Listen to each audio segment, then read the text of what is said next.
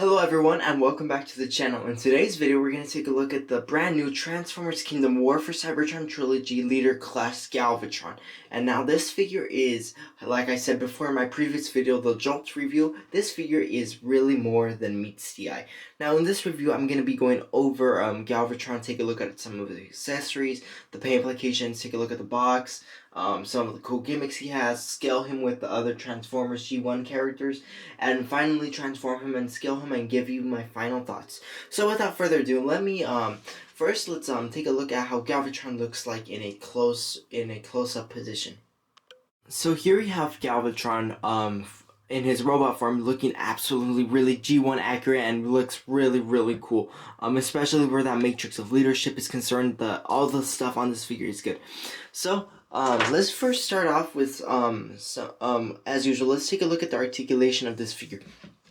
Right here he does have a swivel joint near the shoulder, a hinge joint at the shoulder, can bend at a very terrific degree, swivel joint on the bicep, and two hinge joints, a double hinge joint on the elbow, which is mainly due to transformation, but still looks really cool. And in certain positions, this looks really cool. So that is really cool about the arms. The hands can in fact rotate, so you could rotate them around. So that is wrist articulation. They could fold in, but that is due to transformation. Right here, they are on a swivel joint as well. They could do the splits, bend back. They could bend this way and bend back that far. There's a hinge joint on the knee, and then there's like a ankle rocker joint on the foot. And I think that this actually looks really cool how the articulation is on this figure, how it's really well articulated. So that was the articulation of the figure. So now let's take a look at some of the accessories. The first one being the matrix of leadership connected on a chain. Now this actually looks really cool. You could just hang it on your finger or something or whatever. I think that this looks really cool. We can see the matrix right here and this chain attached to it. Unfortunately, I don't think you could detach it at all without breaking this chain, and unfortunately the chain is not bendable. So that is just one minor critique I do have about this figure, but nothing so drastic, but I really do like all the detail that is applied to this, and it just looks really cool. I think it's the same matrix we get for Rodimus Prime, Optimus Prime, and I think Hot Rod, the series Hot Rod. I think it's the same matrix of leadership, but except fused in with this chain. And if you do remember the Transformers G1 cartoon, Megatron had this chain around his neck in the 1986 movie when he stole it from Ultra Magnus, and he was gonna use it to destroy Unicron. So I like to keep it on Galvatron, although I like to put him on other Transformer figures like Ultra Magnus or like another Transformer figure or whatnot. So now two other accessories he has is these two kind of blaster accessories, but in fact they are Decepticon ships from the 1986 movie. So you could see that these things are here. Supposedly when you combine the both, they do form a blaster. So just simply, they do have a peg and port, so you're just gonna connect them together like this. And supposedly this forms some sort of blaster, although I'm not so sure if that's legit or not. Although they do look like the Decepticon ship in the 1986 Transformers film, where Unicron gives this ship to Galvatron, Scourge, Cyclonus, and the Sweeps and everything. And there are two of them, so like I think that this looks accurate to how the ship appeared. But I like to keep them separate. But if you like to attach them together, that is something you could do to make a blaster. And for storage, on Galvatron, they do have this long hollow slot right here, and this long tab right here. So you're just gonna connect them like so, like that. Do the same process on the other side, and just connect it together like so. And there we have Galvatron connected with those really cool, odd-looking blast accessories. And I think that they kind of look really cool from certain angles. It looks like there's like some sort of tower or something over Galvatron, like in the distance or something. Or even looks like he has like some sort of like he's on a throne or something at certain angles. So I think that this looks really cool. I will be displaying him like this on the shelf, although however I do like these things rather detached from the figure more than attached. And one final accessory, that being his main cannon accessory. Whoops. We can see this cannon is actually really detailed, orange plastic, exactly very G1 looking, and this looks really awesome too, how it appeared in the 1986 G1 cartoon, the series and the movie. So I think that this looks accurate. So with that being said, now let's take a look at the box, the collector's card he comes with, and let's do some size comparisons in the next segment of our video, which is starting right now. And so here we have Galvatron, Cyclonus, and Scourge. Finally, all three of Unicron's henchmen finally all together. Now this is actually a look I will be displaying on the shelf like all the time, and I think that this looks really cool. Galvatron, Scourge, and Cyclonus, it looks really well, and they all scale perfectly with each other. And what comparison wouldn't have all of these? So also I think that this looks really cool, and if you do own one of these figures, you gotta get all three so that you can have Unicron's minions right here. And I think that this just looks really cool. And speaking of more figures to get, now let's bring in our Transformers War for Cybertron Leader Class Optimus Prime. And now I did bring the Kingdom Optimus Prime, also known as the Earthrise Optimus Prime, however you want to refer to. And I think that this looks accurate to those last 3 episodes in the 1987 Transformers series, when Optimus Prime and Galvatron do, in fact, I think they stand close to one another, I believe. They like stand like this, so like I think that this looks accurate to how they would appear in the show. And for another size comparison, let's bring in our Transformers War for Cybertron Commander Class Rodimus Prime, and I think the scale here looks really well to when Rodimus Prime does in fact beat up Galvatron in the 1986 Transformers film, and you can even have him pointing like this, and then in that classic scene when he says, "This is the end of the road, Galvatron," or something like that.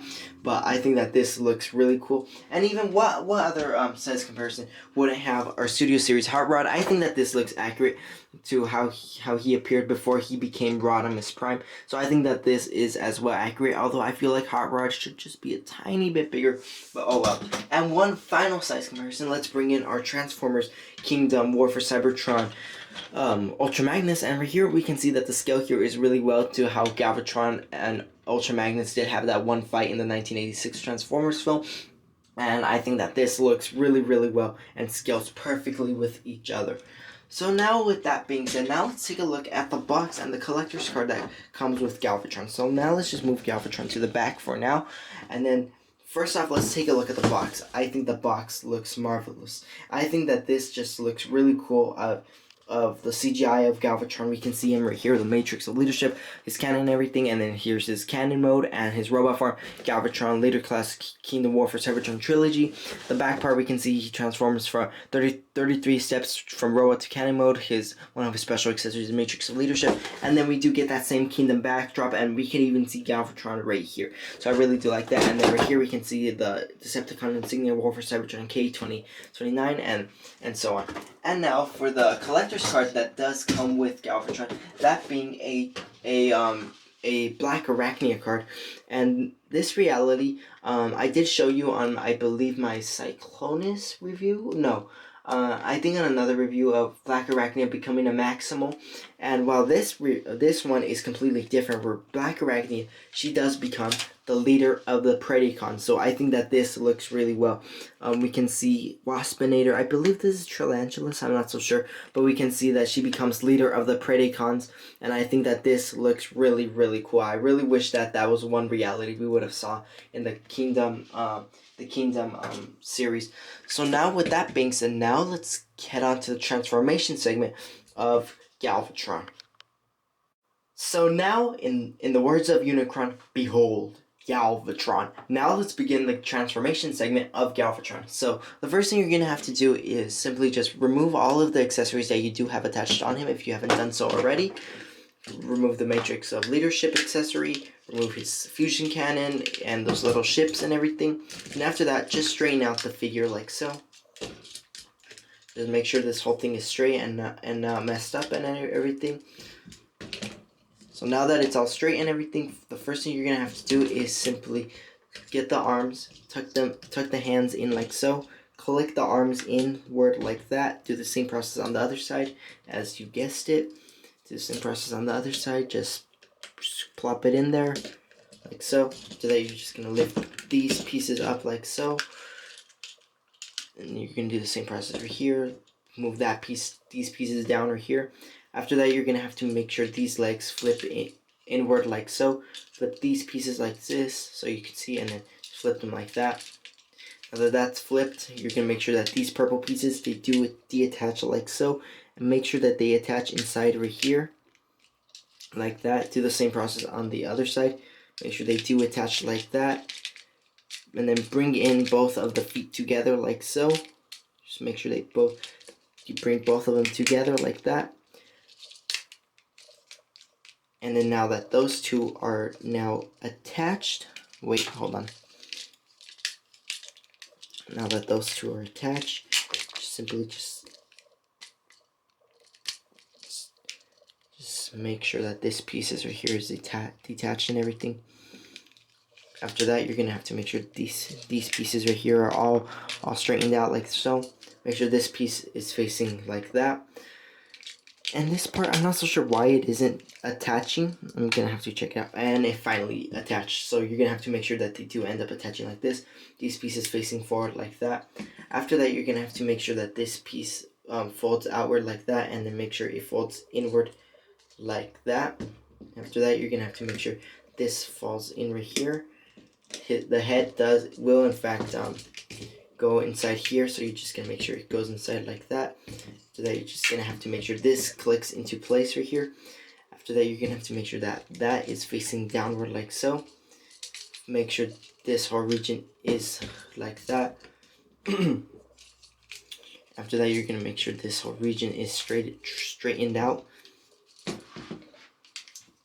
After that, you're gonna have to, I believe you are supposed to bring this piece upward like so, like that. I think you're supposed to leave it like that, and then this piece you're gonna bring it down like so. Bring these pieces down first. I recommend doing it. After that, you're gonna have to make sure this whole back region right here is in fact going to connect toward the legs like so. Make sure this whole back region connects toward the legs inside these slots right here. Make sure that this connects right there. This giant purple spot right here is gonna have to connect into the legs like that. As now as that is connected, you are just simply gonna have to make sure that like before, make sure everything is faced inward like so. After that, you're gonna have to make sure the arms do fold inward like that. Do the same process on this side right here. And then after that, you're just gonna fold them in like so. Make sure this piece connects right here. Do the same process on the other side. Make sure that the pieces do in fact connect like so. Make sure that this connects like that. Like that. Do the same process on the other side. Flip it out like that, and then now you almost have Galvatron fully transformed into that tank mode, in that cannon mode, I mean. So you're just gonna have to simply just line that up right here, line this up, fold that out like so, fold this out like that. So that you're gonna bring in these pieces downward like so.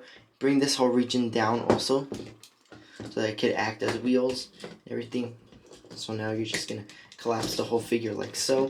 Make sure everything is clicked into place. Let me just move the camera a bit down so you can see. Get this whole cannon ready, this whole cannon right here, and then you're just simply gonna peg it in like so. Whoops. First you're just gonna peg in this piece, this orange piece right here, like that, and then this piece right here. I like to keep it right here, like the instructions tell you. Like just keep it in right there. But sometimes I like putting it right there to make it look like more mechanical and everything and stuff. So yeah. And here we have Galvatron fully transformed into that really cool tank mode. And I think not looking that bad. It's rather kind of hard to transform, like all the especially where the arms are concerned and everything. It's a bit difficult to transform it. Like you want to move one thing and then everything else deattaches and stuff. So that is just one of my critiques about this figure, that sometimes it doesn't properly transform. But besides the critiques, now let me show you how you could store the Matrix of Leadership. You're just gonna have to make it slide down right there. Just gonna make a slide down, and then this little peg right here is gonna go into the slot right here, and it actually looks like the matrix is hanging right there. And then with these pieces, like how these pieces were on the back side of Galvatron, they will go on this cannon mode right here. So you're just simply gonna have to make sure that this piece right here, this hollow area, and this tab right here, they do a line up like so. Let me just try this side instead, like that, and do the same process on the other side. Let me just flip the figure so you could see it better. You're gonna tab this piece in right here, and there. So now we have Galvatron fully transformed into that really cool, awesome tank mode. And in fact, this figure is in fact blast effect compatible. So I'm just gonna bring a blast effect in right now. For example, the Transformers Studio Series 86 Scourge blast effect is compatible. I believe the Omega Supreme blast effect, or however you Rodimus Prime blast effect, I'm pretty sure that's compatible. And I think the Siege Jetfire, also the Autobot Arc blast effects, I believe those are compatible as well. So that was a cool gimmick that he has with the blast effects. Now let's do a size comparison between Galvatron and other G1 vehicle modes of the Transformers. Here for a quick size comparison of Galvatron with his henchmen, that being Cyclonus and Scourge. And we can see the scale here is perfect to how they all appeared in the Transformers 1986 series. Scourge and Cyclonus are perfect, and so is Galvatron with Cyclonus and Scourge. So I think that this looks perfect. And now let me give you my final thoughts of Transformers Kingdom War for Cybertron Galvatron. So some final thoughts for the Transformers War for Cybertron Kingdom Leader Class Galvatron. Overall, a 9 out of 10 Transformers figure. This is one of my best Transformers Kingdom figures I have in my collection, and I do recommend you buying this figure. Although the transformation was a bit difficult and a little bit like messy and everything, that is just one thing I did not like about the figure. But everything else, the accessories, the paint job, everything, the sculpt work, everything on this figure is amazing. This is such a great figure. I do recommend buying this figure. You could get them at Hasbro Pulse for like $52.99. You could find them in store at Target or Walmart. And you could also get them online at Walmart, but at a price that's not worth it. Amazon, you could also get them online, but I believe a price that's not worth it as well. So I recommend your best bet at finding this figure is at either Target in-store, Walmart in-store, or getting him on Hasbro. Currently right now, I believe he's out of stock at Hasbro, but I'm pretty sure they're going to restock him soon enough. So, I got this figure from Hasbro, so technically, yeah. You could get this figure wherever you want. Just make sure the website's safe. And for Hasbro, use PayPal. And that concludes my Transformers War for Cybertron, my Transformers Kingdom War for Cybertron Leader Class Galvatron K-29 review. So I thank you all for watching. Please subscribe, leave a nice comment, and until then, I will see you on my next Transformers my next Transformers War for Cybertron video or Studio Series video. Until then, I'll see you then. Thanks for watching.